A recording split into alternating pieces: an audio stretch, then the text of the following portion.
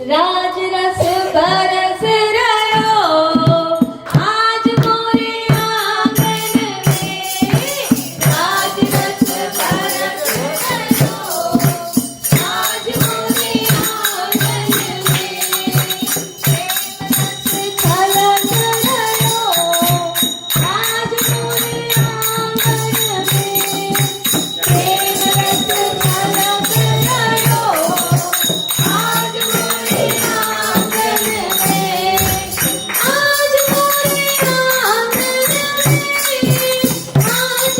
आंगन में, आज मोरे आंगन में, आज मोरे आंगन में, आज मोरे आंगन में,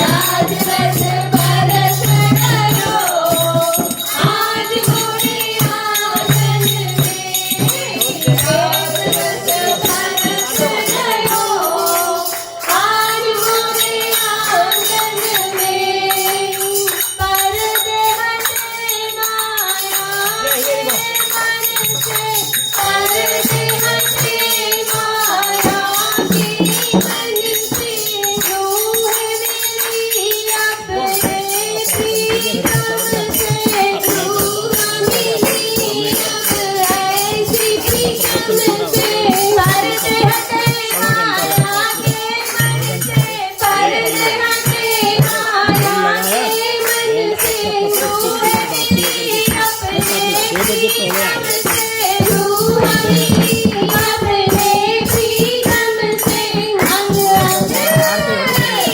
अंग हर्ष रयो आज मोरे आंगन में, अंग अंग हर्ष रयो आज मोरे आंगन में, राज रस बरस रयो आज मोरे आंगन में, प्रेम रस बरस रयो आज मोरे आंगन में, सतगुरु बन मेरे साहिब आए, सतगुरु बन मेरे साहिब आए, जहाँ पे जाऊँ मेरे प्रीतम आए, जहाँ जाऊँ मेरे प्रीतम आए,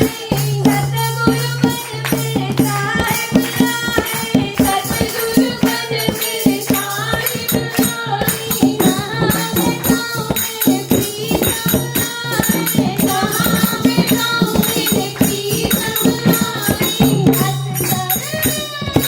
हंस कर बैठ करो आज मोरे आंगन में, हंस कर बैठ करो आज मोरे आंगन में, राज रस बरस रयो आज मोरे आंगन में, प्रेम रस बरस रयो आज मोरे आंगन में, धरती नाचे अंबर नाचे, धरती नाचे अंबर नाचे, मैं नाचूं मेरा साहिब नाचे, मैं नाचूं मेरा साहिब नाचे, धरती नाचे अंबर नाचे, धरती नाचे अंबर नाचे, मैं नाचूं मेरा साहिब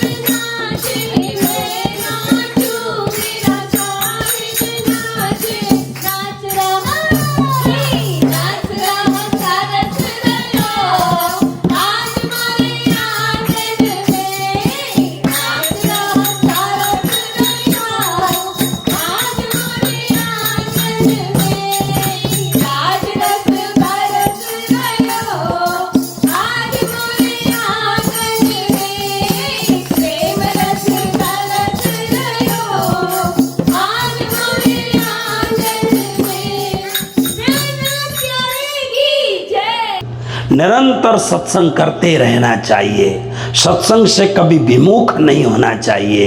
तो आज एक बहुत बड़ा सौभाग्य हमारे ह्यूस्टन के सुंदर 7 भक्त वृंदों के लिए है कि परम पूज्य परम आदरणीय श्री श्री 108 श्री मोहन प्रियाचार्य जी महाराज, जो पिछले लगभग 45 वर्ष से श्री कृष्ण प्रणामी धर्म निजानंद संप्रदाय के परिधि में निजानंद सिद्धांत को लेकर के, निजानंद तत्व दर्शन को लेकर के महामती स्वामी श्री प्राणनाथ जी के वाङ्मय को अपने जीवन का आदर्श बना करके, और इस संसार के महान तपस्वी गुरु जिनको मैंने नाम लिया था, गुरु जी श्री 108 मंगलदास जी महाराज, जिनका नाम लेने मात्र से भी हम मंगलमय हो सकते हैं, ऐसे गुरु जी के पद चिन्ह पर, अमिट पद चिन्ह पर निरंतर गुरु भक्ति में लग करके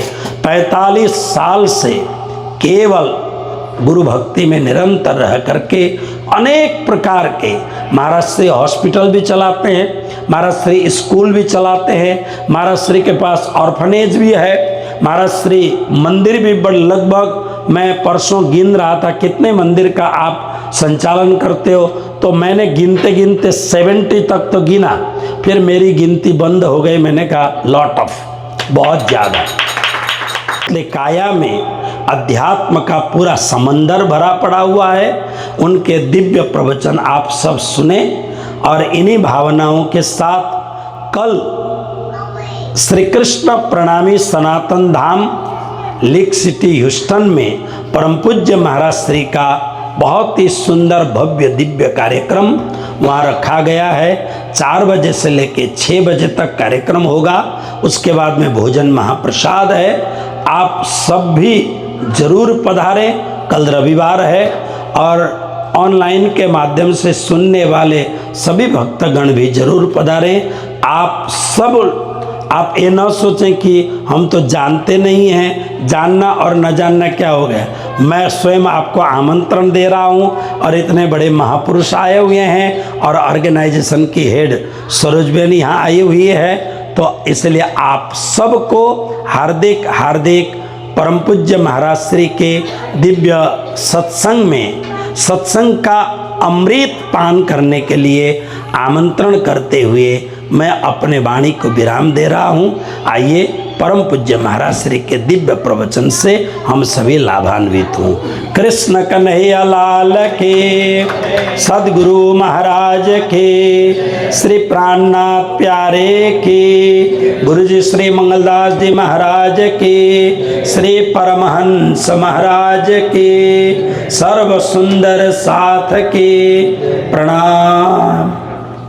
मधुर मधुर नाम राज श्यामा राज श्याम, मधुर मधुर राज श्यामा राज श्याम, राज श्यामा राज श्याम, जय राज श्यामा राज श्याम, राज श्यामा राज श्याम, जय राज श्यामा राज श्याम, श्री राज श्यामा राज श्याम, राज श्यामा राज श्याम, मेरे राज श्यामा राज श्याम, राज श्यामा राज श्याम, मधुर मधुर नाम राज श्यामा राज श्याम, मधुर मधुर नाम राज श्यामा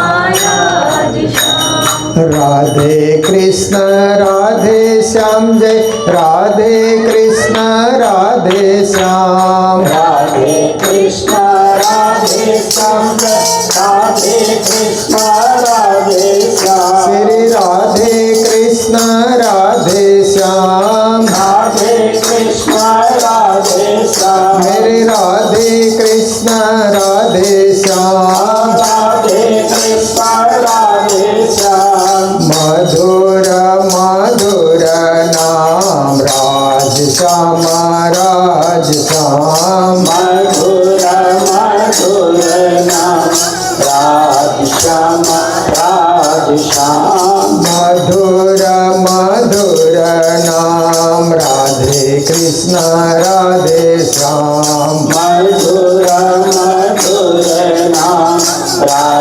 कृष्ण राधे श्याम श्री राधे कृष्ण राधे श्याम राधे कृष्ण राधे श्याम मेरे राधे कृष्ण राधे श्याम राधे कृष्ण राधे श्याम। बोलो कृष्ण कन्हैया लाल की, सद्गुरु महाराज की। परम आदरणीय श्री 108 टाल किशोर जी महाराज, उपस्थित आप समस्त सुंदर साथ जी, भक्तजन, माताएं, बहनें, भाइयों, सभी को कोटि कोटि करबद्धा प्रेम प्रणाम। सभी का संबोधन महाराज जी कर चुके हैं, इसलिए मैं प्रवचन में ही आगे बढ़ रहा हूं। देखिए, संसार में देह प्रेम, देश प्रेम, देव प्रेम ऐसा कहा जाता है ना। 3 तरह के लोग संसार में जीते हैं। एक ऐसे लोग जीते हैं कि देह प्रेम, शरीर को ही सजाते रहना। देखिए, जो फिल्म खेलने वाले होते हैं उनका संपूर्ण प्रदर्शन शरीर से होता है ना। इसीलिए शरीर को ठीक ठाक रखना। आप देखिए, कुश्ती लड़ने वाले होते हैं, उनको भी शरीर ठीक ठाक रखना है। इसीलिए खाने पीने में, हर चीज़ में वो ध्यान रखते हैं। देह को ठीक ठाक रखना है, शरीर को ठीक ठाक रखना है, शरीर को स्वस्थ रखना, इतना ही उनका ध्यान होता है। इसलिए सुबह उठते हैं तो एक्सरसाइज शुरू करेंगे, शरीर को ठीक ठाक रखना है। फिर कब खाना, कितना दौड़ना, ये उनका ध्यान होता है। शरीर तक सीमित उनका ध्यान होता है। और दूसरा एक वर्ग है, देश से प्रेम करता है। देश प्रेम की भावना देखिए, जब भारत देश मुगलों के पंजे में था, ब्रिटिश लोगों के पंजे में था, तो कितने देश प्रेमियों ने अपनी कुर्बानियां दी इस देश को आज़ाद करने के लिए। अनेक देशभक्तों ने देशभक्ति के गीत गाए, देशभक्ति की भावना जगाई कि ऐसे ही हम चुपचाप बने रहेंगे तो ये देश हमेशा दासत्व को स्वीकार करता रहेगा, गुलाम बना रहेगा। इसलिए इस देश को स्वतंत्र करना चाहिए। हजार देश प्रेमियों ने कुर्बानियां दी और बाद में जाकर के महात्मा गांधी के नेतृत्व में हमारा देश स्वतंत्र हुआ। देश प्रेम की भावना। अब आप लोग देखिए कि अपने भाग्य से सोचिए, इस देश में आ गए, पर जो जिस देश में रहता है उस देश की प्रेम की भावना तो होनी ही चाहिए। क्योंकि जिस देश की मिट्टी में हम जीते हैं और जिस देश में हम कुछ काम करते हैं, कमाई करते हैं, धंधा करते हैं, नौकरी करते हैं, कमाई करते हैं, उस देश के प्रति भावना हो, भक्ति हो, ये भी अच्छी बात है। पर ये भी हमें नहीं भूलना है कि भारत हमारे लिए मातृभूमि है। माता का जो स्थान है वो भी छोटा मोटा नहीं होता है। तो देश प्रेम की भावना ये देह प्रेम से थोड़ी ऊंची भावना है। उससे एक ऊंची भावना है देव प्रेम, परमात्मा से भक्ति करना, परमात्मा से प्रेम करना, परमात्मा से लगाव रखना। क्योंकि बहुत सारे लोग तो सोचते हैं कि हमने परमात्मा को देखा ही नहीं तो कैसे हम उनको भजें। पर परमात्मा ऐसी शक्ति है कि देखने की जरूरत नहीं है। वो सर्वव्यापक है, सर्वांतर्यामी है, सर्वेश्वर है और उनकी कृपा से हम खड़े हैं। आज देखिए, दिल में एक धड़कन चलती है ना, धक धक धक करके दिल धड़कते रहता है। तो दिल के धड़कन चलाने वाले परमात्मा जिन्होंने जन्म दिया, दिल की धड़कन चालू किया, और दिल धड़कता ही रहेगा, धड़कता ही रहेगा, तब तक धड़कता रहेगा जितने हमारे श्वास हैं उतने दिन तक दिल धड़कता रहता है। ये दिल में धड़कने की ताकत जिसने दी वो परब्रह्म परमात्मा, जिन्होंने सबको जन्म दिया, सबको जीवन दिया, सबको परिवार दिया, सबको जीने की शक्ति दी, अन्न फल फूल इत्यादि सबके लिए तैयार किया। ऐसे अदृश्य परमात्मा को याद करना, उसको देव भक्ति कहा जाता है। तो आपने सुना कि देव तो बहुत है इस संसार में। आप देखिए लगभग 10 से 12 धर्म ऐसे हैं कि विश्व प्रसिद्ध धर्म है। सबसे प्राचीन धर्म सनातन हिंदू धर्म है, क्योंकि प्राचीन युग में इसे सनातन धर्म कहा जाता रहा शास्त्रों में। कालांतर में हिंदू धर्म इसे कहा गया, और हिंदू का अर्थ होता है जो हिंसा से दूर रहता है, हिंसा में विश्वास नहीं रखता। अहिंसा परमो धर्म मांसाहारी कुतो दया। अहिंसा ही सर्वश्रेष्ठ धर्म है। ये भाव लेकर के जो चलता है उसको हिंदू कहा जाता है। और सनातन का अर्थ होता है जिसका कभी नाश न होता हो, जो अविनाशी है, सदा एक रंग, एक रूप, एक रस, एक ढंग में बना रहता है, उसी को सनातन धर्म कहा जाता है। तो ऐसे सनातन धर्म विश्व में सबसे प्राचीन धर्म कहा जाता है कि विश्व में वेद सबसे पहले लिखे गए ग्रंथ है। उससे पहले लिखित कोई ग्रंथ नहीं था। सृष्टि चल रही थी, मनुष्य जन्म ले रहे थे, अध्ययन कर रहे थे, पर सबसे पहले विश्व में कोई ग्रंथ लिखा गया तो ऋग्वेद लिखा गया। ये विदेश के विद्वान भी मानते हैं, स्वदेश के विद्वान भी मानते हैं कि सबसे प्राचीन ग्रंथ विश्व में ऋग्वेद है। तो ऋग्वेद क्या है? सनातन धर्म की जड़ है। वहाँ से सनातन धर्म प्रारंभ होता है। फिर कालांतर में जा कर के आप देखिए यहूदी धर्म, पारसी धर्म, ईसाई धर्म, इस्लाम धर्म, और हमारे ही भारत में हिंदू धर्म के साथ साथ जैन धर्म, बौद्ध धर्म, और संत परंपरा में सिख धर्म आदि आदि आप देखिए। और फिर जापान में अलग धर्म है, चीन में भी अलग धर्म थे बुद्धिज्म जाने से पहले। तो ये सब मिला करके आप देखते हैं कि 10 से 12 धर्म विश्व प्रसिद्ध है, और सब अपने अपने देवता को पूज करके, अपने अपने अवतारी को पूज करके शांति प्राप्त करने की कामना रखते हैं कि हमारी भक्ति से हमें शांति की प्राप्ति हो। तो इसी परंपरा में हिंदू धर्म अंतर्गत आप देखते हैं कि एक वर्ग ऐसा है कि भगवान शंकर की पूजा में अलमस्त है। भगवान शंकर ही कल्याण करते हैं, इसलिए हम उनकी भक्ति करते हैं। तो जगह जगह भगवान शिव की पूजा होती है। और एक वर्ग ऐसा है कि भगवान विष्णु की पूजा हम करते हैं, क्योंकि सर्व जगत में व्याप्त तो विष्णु भगवान है। उनकी हम आराधना करें, उनकी पूजा करें। जले विष्णु स्थले विष्णु ऐसा कह करके। और एक वर्ग ऐसा है कि हमें ब्रह्मा जी की भी पूजा करनी चाहिए, क्योंकि 4 वेदों का आविर्भाव तो ब्रह्मा जी ने अपने 4 मुख से किया है। इसलिए ब्राह्मण वर्ग में देखिए वेदों का पाठ करते रहते हैं। और कोई भी शुभ कर्म हो तो वेद के ऋचाओं का पाठ करने से ऐसा लगता है कि उस माहौल की शुद्धि हो गई, और उस जगह की भी शुद्धि हो गई, क्षेत्र की भी शुद्धि हो गई, ऐसा माना जाता है। पर इसमें भी और खोजी होती गई।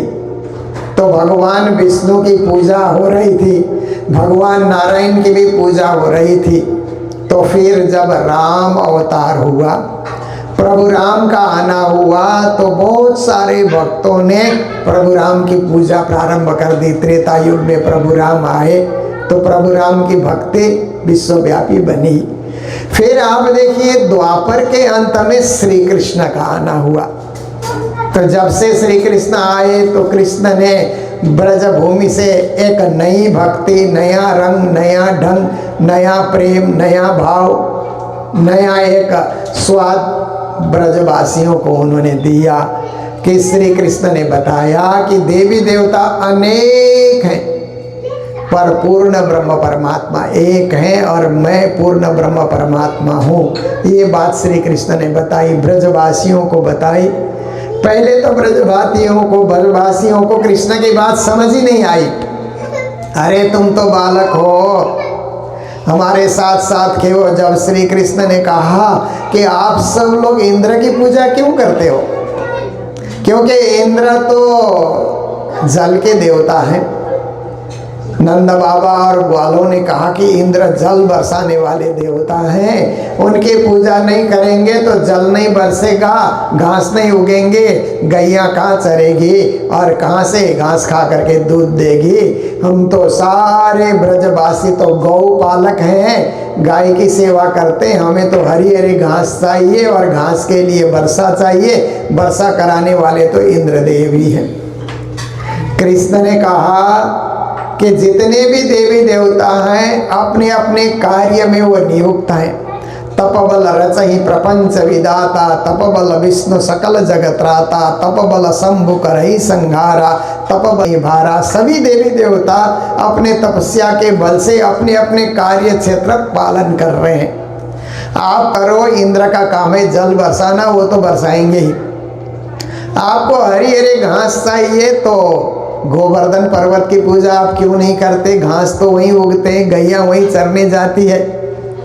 तो नंद बाबा और ब्रजवासी कृष्ण की बातों में मोहित हो गए कि ये श्याम सुंदर बोल रहा है, सही बोल रहा है, घास तो गोवर्धन पहाड़ के इर्द गिर्द ही तो उगते हैं, हमारी गैया भी वहीं वृंदावन में चरने के लिए जाती है। तो कृष्ण ने कहा दिवाली का आज दूसरा दिन है, आप लोगों ने प्रतिवर्ष इंद्र की पूजा की पर इस बार गोवर्धन पहाड़ की पूजा करो। तो सारे ब्रजवासी गोवर्धन की पूजा की तैयारी करके मेवा मिष्टान्न अनेक चीज़ तैयार करके 56 भोग तैयार करके गोवर्धन पहाड़ के इर्द गिर्द चारों ओर खड़े हो जाते हैं और गोवर्धन की पूजा करने लगते हैं। तो कृष्ण तो सर्वव्यापक है। ब्रजवासियों को लगता था कि ये हमारा बालक है और पराक्रमी बालक है कि इसके सामने बड़े बड़े असुर भी मर जाते हैं। ऐसा लोग सोचते थे, पराक्रमी बालक है। पर कृष्ण ने चाहा कि मैं केवल पराक्रमी बालक नहीं हूँ, मैं तो परब्रह्म परमात्मा भी हूँ, मैं सब कुछ कर सकता हूँ। तो स्वयं गोवर्धन बन करके ब्रजवासियों के चढ़ाए हुए मेवा मिष्टान्न को ग्रहण करने लगे, लंबे लंबे हाथों से खींच खींच करके। तो एक कृष्ण का स्वरूप है बालक रूप में, सबको बता रहा है कि देखो गोवर्धन भगवान प्रकट हो गए और ग्रहण करते जा रहे हैं तुम्हारे मेवा मिष्टान्न को, और दूसरी ओर स्वयं गोवर्धन भी बने हुए हैं। ऐसा करके उन्होंने जब अपने उस पूजा को स्वीकार की तो नारद जी ने जाकर के इंद्र को कहा कि तेरी पूजा तो बंद हो गई इंद्र, वहाँ तो कृष्ण तो गोवर्धन पहाड़ की पूजा करा रहे हैं। इंद्र को गुस्सा आया, उन्होंने बरसात कराई, 7 दिन 7 रात तक निरंतर उन्होंने वर्षा कराई। तो कहा जाता है कि श्री कृष्ण ने गोवर्धन पहाड़ को अपनी उंगली में उठा करके ब्रजवासियों की रक्षा की। इसका अर्थ है कि कृष्ण बताना चाहते थे कि मैं पूर्ण ब्रह्म हूँ, सच्चिदानंद ब्रह्म हूँ, सबसे परे हूँ, देवी देवता भी मेरे जो है आज्ञा से कार्य करते हैं, ये कृष्ण बताना चाहते थे। और ऐसे कई लीलाएं हुई। ब्रह्मा जी को भी जब मोह हो गया तो ब्रह्मा जी को भी उन्होंने शिक्षा दी। कई लीलाएं करने के बाद श्री कृष्ण ने अर्जुन को गीता में ज्ञान सुनाते हुए कहा कि अर्जुन, जितने भी देवी देवता हैं जो सृष्टि के प्रारंभ से काम कर रहे हैं, मुझ पूर्ण ब्रह्म परमात्मा के अधीनस्थ ही सब कार्य करते हैं। तो अर्जुन ने कहा, कृष्ण आप भी कभी कभी ऐसी बातें करते हो कि मुझे विश्वास नहीं होता। आपका और हमारा जन्म तो साथ साथ में हुआ है और देवता लोग सृष्टि के आरंभ से काम कर रहे हैं, तो आपके अधीन में कैसे होंगे? आप तो सबसे छोटे हैं, सबसे पीछे आपका जन्म हुआ है। तो कृष्ण ने अर्जुन को जवाब दिया, बहुने में व्यतीतानि जन्मानि तव चार्जुन। हे अर्जुन, तुम मेरे इस जन्म को, इस रूप को देख रहे हो, मैं तो सृष्टि के आरंभ में भी था, हम बीज प्रदः पिता, मैं सबको सृष्टि करने वाला पिता ही मैं हूँ। तुम नहीं जानते हो, तुम इस जन्म की बात जानते हो। मैं सृष्टि के आरंभ में भी था, सृष्टि के मध्य में भी रहूंगा, सृष्टि के अंत में भी मैं ही रहूंगा, क्योंकि मैं पूर्ण ब्रह्म परमात्मा हूँ। इसलिए मैं सबसे परे हूँ और सब मेरे आदेश से कार्य करते हैं, संचालन करते हैं। और देवी देवता तब भी करते हैं तो मुझ पूर्ण ब्रह्म परमात्मा को पाने के लिए ही तब करते हैं। तब जाकर के फिर अर्जुन को तब भी विश्वास नहीं हुआ तो श्री कृष्ण ने एक विश्व रूप दर्शन, गीता के 11 अध्याय में आता है, विराट रूप कृष्ण ने प्रकट किया। इतना ऊंचा उनका रूप था कि सभी देवी देवता उसी में समाये हुए थे। आपने भी कभी विराट पुरुष के नक्शे को कभी देखा होगा तो आपको ध्यान रहेगा कि बीच में कृष्ण खड़े हैं और उनके अंग अंग में सभी देवी देवता वहाँ पर विद्यमान है। कृष्ण ने दिखाया कि सब देवी देवता मेरी ही विभूतियाँ हैं, मैं विभूतिवान हूँ, मैं सूर्य हूँ तो सब देवी देवता मेरे किरणों के समान जगत में कार्य कर रहे हैं। मैं अक्षरातीत हूँ, पूर्ण ब्रह्म हूँ। ये बात अर्जुन को बताते बताते जब 15 अध्याय में जाकर के पहुंचते हैं तब श्री कृष्ण कहते हैं, द्वाविमौ पुरुषो लोके क्षरः साक्षर एव च क्षरः सर्वाणि भूतानि कूटस्थोक्षर उच्यते उत्तम पुरुषस्तन्य परमात्मे तु धारिता यो लोकत्रय भाविष्य विभर्तव्य ईश्वर। हे अर्जुन, तुमको मैं ब्रह्म ज्ञान देता हूँ। सबसे ऊंचा ज्ञान शायद तुमने कभी सुना भी नहीं होगा, पढ़ा भी नहीं होगा, समझा भी नहीं होगा कि ये जो सृष्टि है, इस सृष्टि में क्षर पुरुष के द्वारा सृष्टि का संचालन होता है और अक्षर पुरुष इस सृष्टि का निरंतर संचालन और देखभाल करते हैं। और अक्षरातीत परम पुरुष जो है वो अपने धाम में विद्यमान होकर के इशारा करते रहते हैं तो सृष्टि बनती है, मिटती है। इसलिए क्षर अक्षर अक्षरातीत को भी तुम जानो। तो ये विषय जटिल था, कठिन था और गीता में श्री कृष्ण ने वर्णन किया। गीता में ये बना रहा, वर्षों तक बना रहा।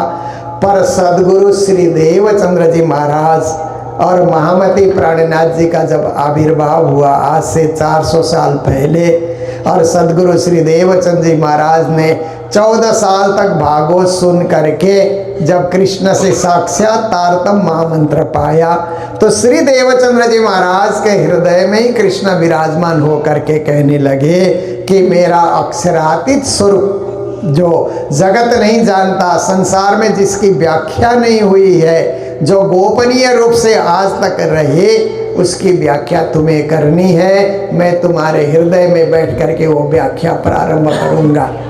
तो कहते हैं श्री देवचंद्र जी को दर्श दियो जो है पूर्ण रूप, तारतम्य को तत्व कहो हृदय बैठे स्वरूप। जब देवचंद्र जी को कृष्ण ने दर्शन दिया, वो पूर्ण पुरुषोत्तम परब्रह्म श्री कृष्ण थे। उन्होंने तारतम महामंत्र दे करके उनके हृदय में विराजमान हो गए। फिर विराजमान होने के बाद कहते हैं भागवत सुन लिया, पूर्णावती करो, कथाकार की विदाई करो और तुम स्वयं प्रचार प्रसार प्रारंभ करो। तो गुजरात में जामनगर में नौतनपुरी धाम से श्री देवचंद जी महाराज ने प्रचार प्रसार प्रारंभ किया। तो उन्होंने बताया कि श्री कृष्ण का जो अक्षरातीत स्वरूप है, उत्तम स्वरूप है, उस उत्तम स्वरूप का धाम कैसा है, उनकी लीला कैसी है, उनका स्वरूप कैसा है और वो वहाँ किस प्रकार से चैतन्यमय होकर के रहते हैं, ये सारी व्यवस्था श्री देवचंद जी महाराज ने तारतम वाणी के अंतर्गत बताई और उसको देश विदेश में प्रचार करने का कार्य किया महामती प्राणनाथ जी ने। क्योंकि एक वाणी जो है उसको एक ही जगह रखेंगे तो आजकल जैसे सोशल मीडिया का युग नहीं था कि आप सोशल मीडिया में डाल दो सबको पता लग जाएगा। तब तो घर घर में, नगर नगर में, डगर डगर में पैदल जाकर के लोगों को बताना पड़ता था। देखिए आज तो विज्ञान का युग है, चमत्कार का युग है, इसलिए फट से कोई काम हो तो हो जाता है। पहले समय में घर में सत्संग करना होता तो समाचार भेज करके, प्रत्येक के घर घर में समाचार भेज करके आप देखिए, कोई जमाना ऐसा था आज से 50-60 पहले कि किसी के घर में कोई मगनी है, विवाह है, तो वो नाई को बोल देते थे तुम घर घर में जाकर के बोल के आओ। तो एक एक घर में जाकर के सुनो सुनो सुनो, इसके घर में ये विवाह का कार्यक्रम है या सगाई का कार्यक्रम है या जन्म उत्सव का कार्यक्रम है, आदि आदि वो घर घर घर घर घर में बोल करके आता था। फिर वो कार्यक्रम में सब लोग सम्मिलित हो जाते थे।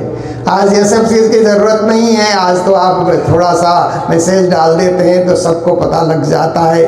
परंतु वो ज़माना ऐसा था, प्राणनाथ जी महाराज का ज़माना, कि पैदल चल करके जामनगर से पैदल चले श्री प्राणनाथ जी महाराज, और पैदल चल करके जामनगर से अब आप देखिए दीप बंदर जाना, दीप से जाकर के विदेश की भी यात्रा करना, फिर सूरत आना, वहाँ आकर के व्यापक रूप से धर्म का प्रचार करना, जन जन को जगाना, उसके बाद फिर सूरत से भरूच अहमदाबाद की यात्रा करना, पैदल यात्रा करना, वो भी अकेले नहीं, पूरे जमात को, जिस जमात को उन्होंने जगाया उन सबको साथ में लेकर के चलना, और फिर अहमदाबाद, सिद्धपुर, पालनपुर, फिर राजस्थान की धरती में उन्होंने प्रवेश किया।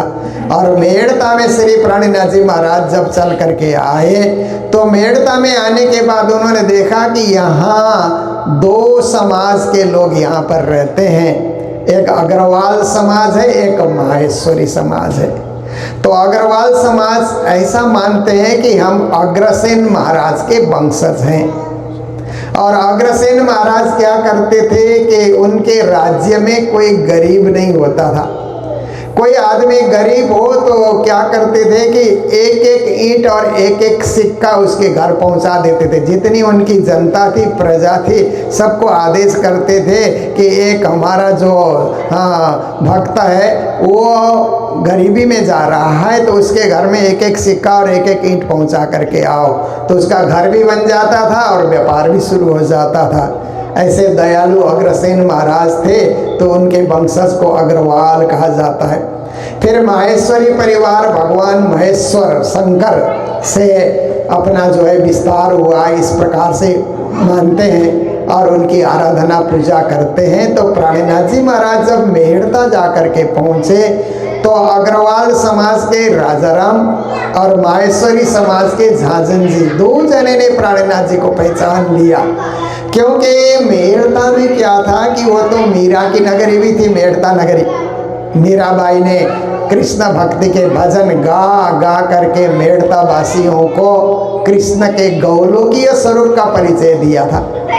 अन्यथा तो लोग यही सोचते थे कि कृष्ण का वैकुंठ का स्वरूप है, विष्णु भगवान के अवतार हैं कृष्ण, इसी रूप में लोग मानते थे। पर मीरा ने कहा कि कृष्ण तो गौलोक धाम से आए हुए हैं, उनका गौलोकीय स्वरूप ही वास्तविक स्वरूप है, उसको जानना चाहिए, उसको मानना चाहिए, उसको पहचानना चाहिए।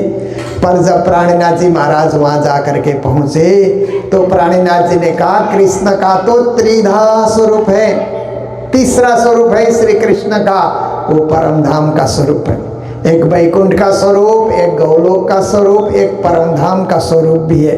इसीलिए गीता में परम धाम शब्द आया है न, यद गत्वा न निवर्तन्ते तद्धाम परमं मम, यम प्राप्य न निवर्तन्ते तद्धाम परमं मम। परम धाम में भी कृष्ण का स्वरूप है। ये नई बात प्राणनाथ जी ने जागनी लीला के अंतर्गत वहाँ के अग्रवाल समाज और माहेश्वरी समाज को प्राणनाथ जी ने बताई।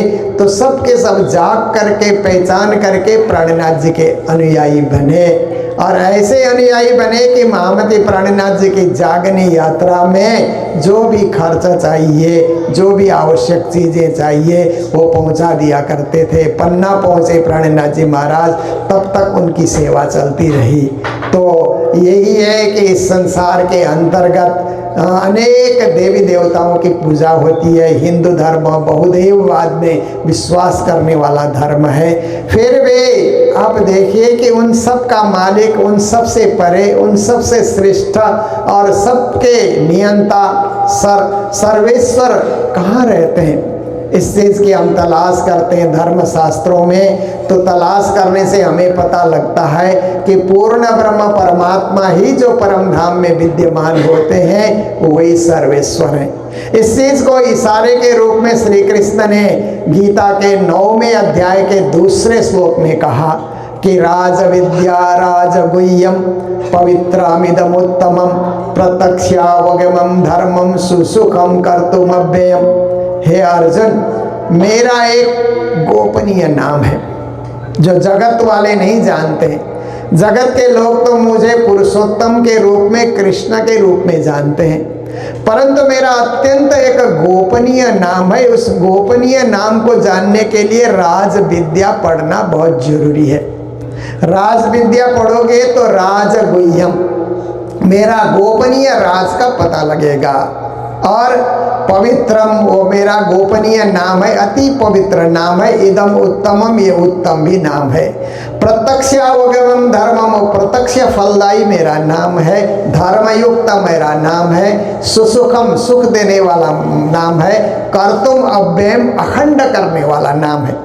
तो ऐसे श्री कृष्ण के त्रिधा लीला के अंतर्गत जो परम धाम में वो विद्यमान रहते हैं, वो राज रूप में रहते हैं। और उनके साथ जो राधा महारानी है, परम धाम में श्यामा महारानी के रूप में वो विद्यमान होती है। इसलिए हम लोग धून लगाते हैं, राज श्यामा राज श्यामा राज श्यामा कहिए, जेहि विदा राखे धनी यही विदा रहिए। देखिए, हम परमात्मा का नाम राज श्यामा इस रूप में हम जपते रहे तो संसार में परमात्मा ने जो हमें व्यवस्था दी है, जिस विधि से परमात्मा हमें रखते हैं, हमें उसी में खुश रहना चाहिए।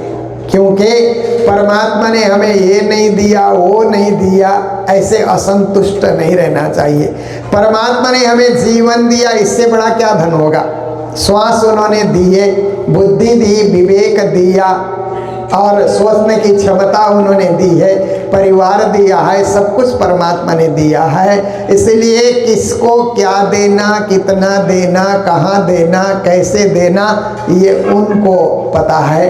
हमारे कहने से परमात्मा अपने विधान को नहीं बदलते, पर हमें उनके विधान से चलना इस संसार के अंतर्गत, और जो भी परमात्मा ने दिया है उसमें संतुष्ट रहना है।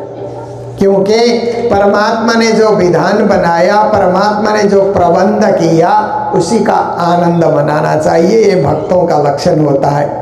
जो भक्त नहीं होते हैं वो तो अन्य क्षेत्र में धन और मान कमाने के लिए वो लोग आगे बढ़ते रहते हैं, पर भक्तजन तो कहते हैं कि साईं इतना दीजिए जामे कुटुंब समाए, मैं भी भूखा ना रहूं और संत न भूखा जाए।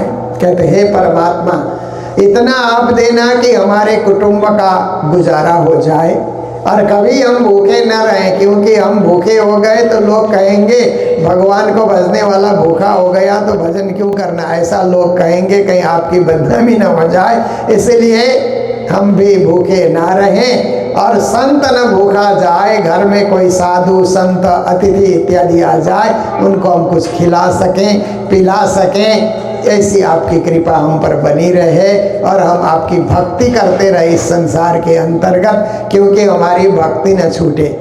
दुनिया में कोई भी चीज़ का विस्तार होता है ना तो भक्ति छूटती है। आप देखिए कैसे भक्ति छूटती है कि आपका धन का विस्तार हुआ तो व्यापार में इतने आप मस्त हो जाएंगे कि शाम की पूजा करने की बेला है और आप व्यापार से छूट करके आए ही नहीं हैं। और फिर आप देखिए कि आपका नाम बड़ा हो गया, नेता आप बन गए, तो भी आप इतने व्यस्त हो जाएंगे सामाजिक कार्यों में कि सेवा भक्ति साधना सब कुछ छूट जाता है। दुनिया में मान तो मिला पर मोक्ष के भागी हम नहीं बने।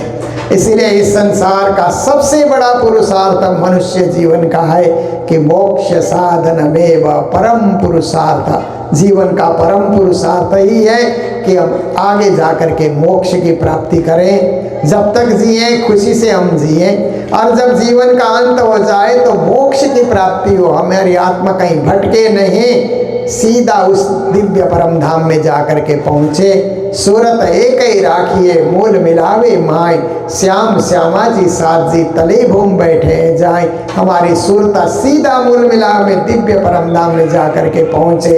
ऐसी हमारी भक्ति होनी चाहिए और उस भक्ति के लिए सारा दिन लगाना पड़ेगा, ऐसी बात भी नहीं है। आप शाम सवेरे आधा घंटा का समय दीजिए, रिटायर है तो 1 घंटा भी समय दे सकते हैं। काम धंधे में आप लगे हुए हैं, बाल बच्चे का परिवार का पोषण चल रहा है, आधा घंटा दीजिए, 15 मिनट दीजिए, पर एकाग्र चित्त होकर के परमात्मा की पूजा करेंगे, ध्यान करेंगे और परमात्मा का स्मरण करेंगे, नाम जाप करेंगे तो मोक्ष आपको स्वतः सिद्ध प्राप्त होगा। इसमें आपको चिंता करने की कोई आवश्यकता नहीं है। वो आए मिलेगा आप ही जासो, तेरा है सनमंदा।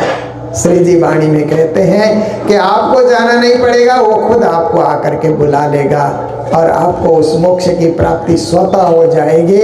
और हमारे लिए परम मोक्ष है परम धाम की प्राप्ति, मूल मिलावे की प्राप्ति, राजश्याम के चरणारविंद की प्राप्ति और अखंड होने की प्राप्ति। इस कार्य में आप सब लोग संलग्न हैं। तो आज इस घर में मेरे हिसाब से जब से राधिका जी यहाँ आई है तो तीसरा सत्संग होगा। इससे पहले भी 2 सत्संग पहले हो चुके हैं। तो ये पहले ही जब यहाँ आने का मेरा कार्यक्रम बनता है तो पहले से ही बोल देती है कि एक सत्संग हमारे घर में रहेगा ही रहेगा। तो आज आप सबके घर आने का, आप सबके बीच रहने का यहाँ मौका मिला। कल भी एक सत्संग हुआ और आने वाले कल में भी हम लोग सत्संग कर रहे हैं। संगीता जी आई हुई हैं, उनके घर में सत्संग है। और हमारे पूज्य महाराज जी टाल किशोर जी महाराज, बचपन में हम लोग एक ही गुरुकुल में रहे हैं और एक ही गुरु की सेवा करके हम लोगों ने ज्ञान अर्जन किया है। तो इन्होंने श्री कृष्ण प्रणामी सनातन धाम की स्थापना की है। हमारे सरोज बहन भी यहाँ पर उपस्थित है। काफ़ी लोग इनके साथ जुड़े हुए हैं, नए लोग का जुड़ाव बना और वहाँ पर उन्होंने 4 से 6 बजे तक प्रवचन सत्संग का कार्यक्रम उन्होंने रखा है और उन्होंने विशेष आमंत्रण आप लोगों को दे दिया है। तो मैं भी पहली बार वहाँ दर्शन करने के लिए जा रहा हूँ। तो ऐसे कल्याणकारी कार्य हम लोग जीवन में सत्कर्म करते चलें, जीवन को धन्य बनाते चलें। इन्हीं शब्दों के साथ आप सबको परमात्मा की कृपा बरसे। सर्वे भवन्तु सुखिनः, सर्वे सन्तु निरामया, सर्वे भद्राणि पश्यन्तु, माँ कश्चित् दुख भाग भवेत्, माँ कश्चित् दुख भाग भवेत्। बोलो कृष्ण कन्हैया लाल की, सद्गुरु महाराज की। जारे धनी धनवट करे, प्यारे बल बैरी ना हरे, भली गया काम सराड़े चढ़े, मंच तब्या कारज सरे, मंच तब्या कारज सरे। बोलो श्री प्राणनाथ प्यारे की। हम सब मिलकर के अभी आरती करेंगे और अभी के कार्यक्रम का यही समापन करते हैं। हरे भाई शिव सनकादिक आदिक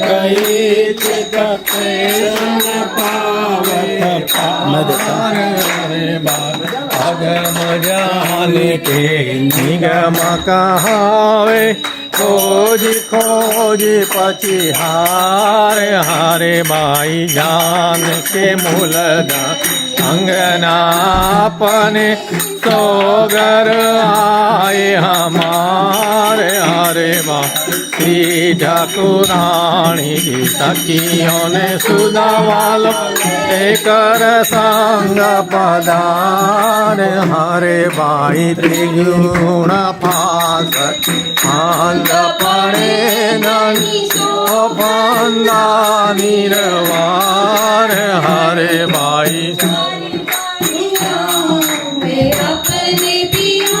पर शोभा मुख से नावे मारा वाला जी ने सिंहासन आसन पद राव शिष्य साल गुण गावे हरे भाई जाओ मैं अपने दिया पर शोभा मुख से नावे मारा वाला जी सिंहासन आसन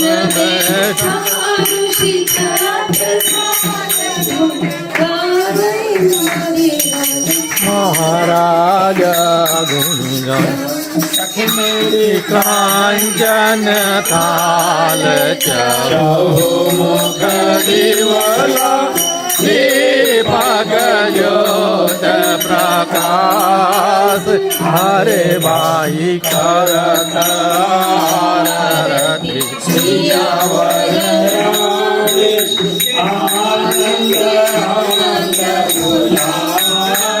हरे भाई स्वरूप सुंदर सुखदायक श्याम छोड़े हरे मंगल रसिक भजन की शोभा मन हरे सब सखिया निरत करे और लावे ओ मंगल पार हरे भाई जंतर माने सखिया बोलत जय जय पार